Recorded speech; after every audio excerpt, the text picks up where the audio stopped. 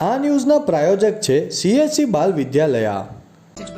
લાહોરી ઝીરા, હર કોઈ પીરા લાહોરી ઝીરા.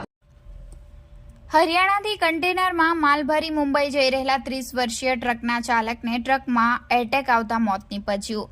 વલસાડ જિલ્લામાં છેલ્લા 2 મહિનાથી હૃદય રોગના હુમલાના બનાવો વધી રહ્યા છે અને ઓછી વયના લોકો જીવ ગુમાવી રહ્યા છે. ત્યારે મોડી રાત્રે ડુંગરીથી મળતી માહિતી મુજબ હરિયાણા ખાતેથી કન્ટેનર ભરી મુંબઈ જવા નીકળેલ કન્ટેનરનો 30 વર્ષીય ચાલક મુકેશ વિરેન્દ્ર રાય પોતાનું કન્ટેનર નંબર NL01AF7354 લઈ મુંબઈ તરફ જઈ રહ્યા હતા. જે દરમિયાન ડુંગરી નજીક પંચલાઈ ગામ પાસે પુરોહિત ઢાબા પાસે તેમની તબિયત ખરાબ હોવાનું જણાતા તેમણે હોટલના કમ્પાઉન્ડમાં ટ્રક પાર્ક કરી હતી અને થોડીક વાર માટે ટ્રકની કેબિનમાં જ સૂઈ ગયા હતા.